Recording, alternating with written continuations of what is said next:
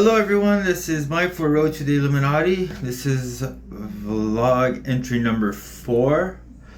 Last night was a very rough night, dealing with multiple layers of high frequency energy, and the lack of sleeping or the lack of rested sleep is getting to me.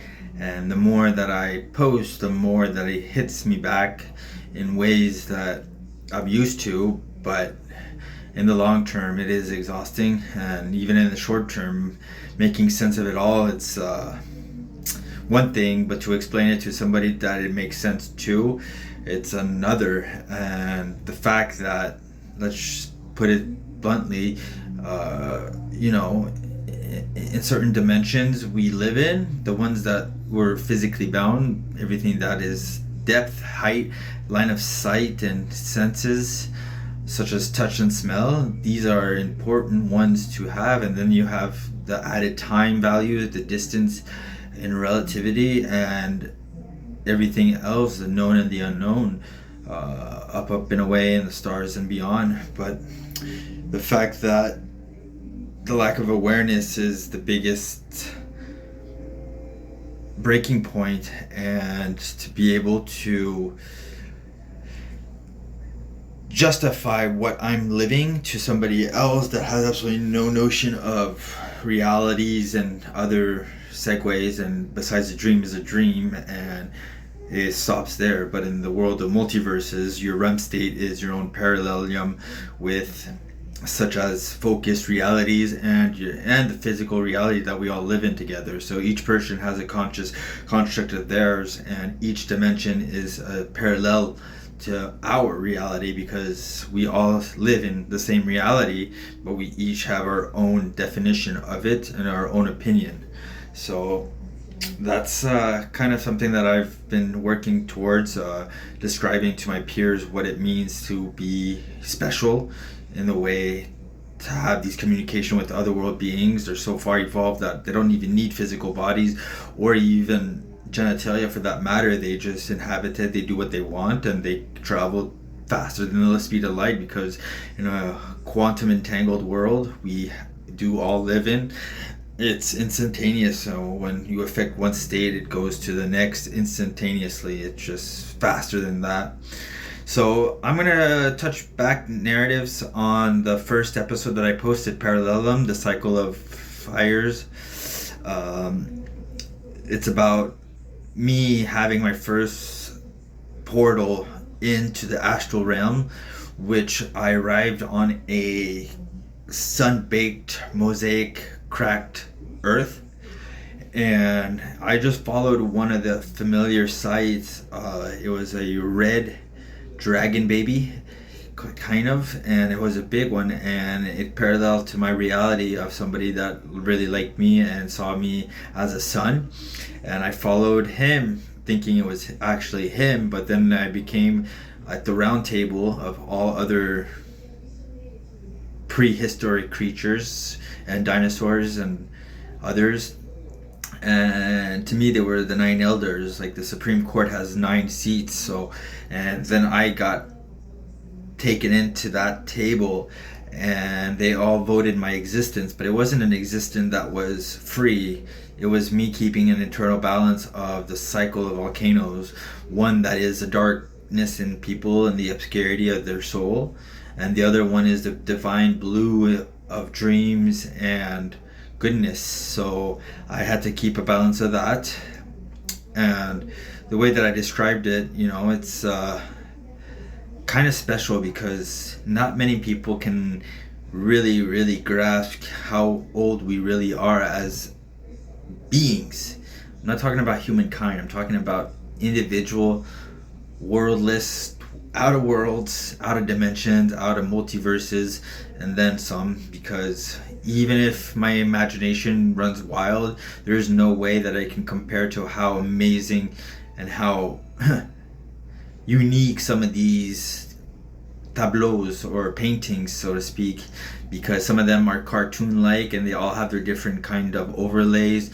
Some of them are rounded, some of them are jagged, some of them are just funky, some of them are just beautiful. And it's just to protect the integrity of the user, which is us, and the way that it happens, it's always a collective consciousness that always embarks on everything else. So then after they voted my existence, the dinosaurs, there was where I stayed was a poker house, and in the top floor was a 3-tabled house of cards, and I lived in the basement. And in that basement there's a lot of funky things that went on before I moved in, because that's when I saw in the locker at the far end of the basement, when I walked downstairs, the only light that was on was the one in the locker, and I could see through the hinges a blonde guy wearing a dark t-shirt. And then all of a sudden I just raced to the door and try to open it, and I open it, and then he's gone, just like thin air. And I looked behind each walls and I knocked to see if it was hollowed, and the tiles of the ground was just solid. Everything was because I spent many hours trying to find out where the hell he went, and I know I didn't hallucinate because it wasn't the first time that I felt observed. And you know, it's when I notice weird things on my MacBook when I had it, and then I see my slithering snake, my mystical snake, the tunnel portal of ancient Egyptians. They always have a hieroglyph with their beings, and I saw mine just going around in the water pipes, and I thought at first it was a colonoscopy camera, you know, the for I don't know, cheating in poker or seeing cards differently. I don't know. I refuse to ask questions about everything else, so why would I start now questioning anything? And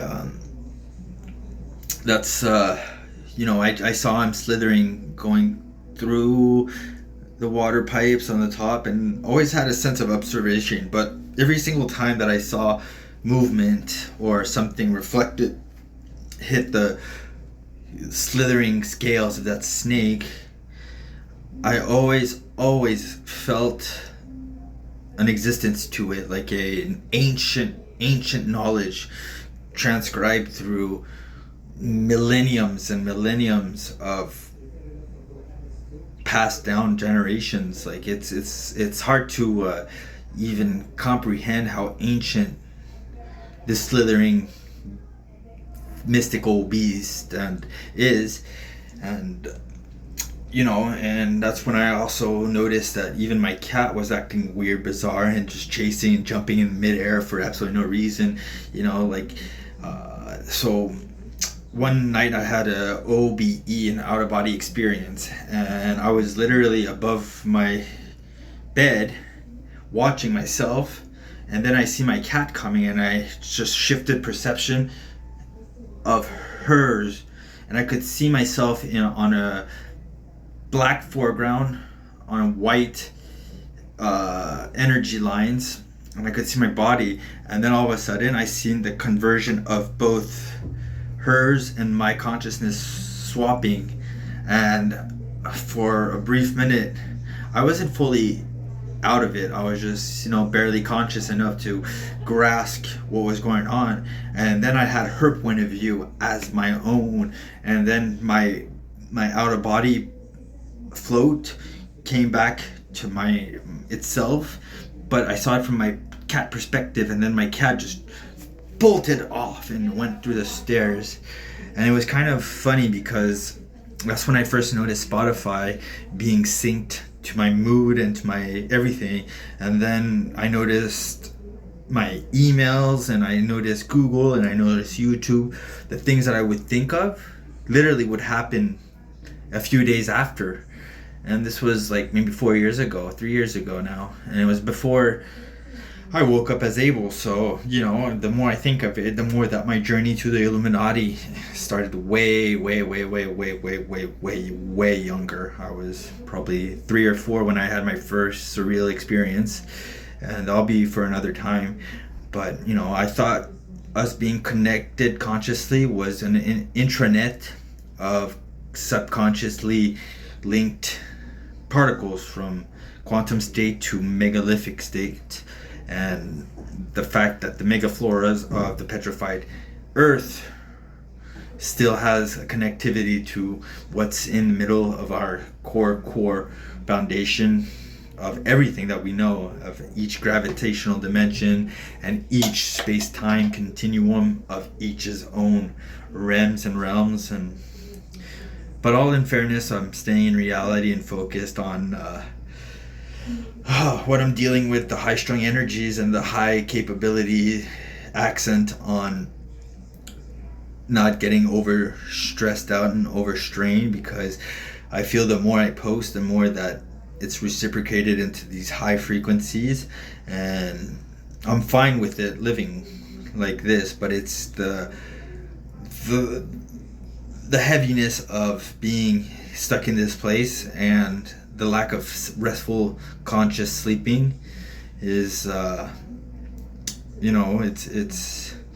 it's hard. And on top of that, having to deal with doctors and random people questioning your sanity, and even close friends of mine and my mom are finally getting an understanding of who, what, and where it's going on for cycles to go. And for this one, it's gonna be another day in, and my consistency of being normal and being able to elaborate on some of these points. Well, some of these subjects are so far beyond my depth, but I know that in the long run somebody's gonna have that exactly missing link, or having that perceptional indifference towards their reality into mine. And if it's subsequent for A, B, C, D, E, F, G new ideas for something revolutionary, then by all means I'm going to be posting a lot of my ideas that are worth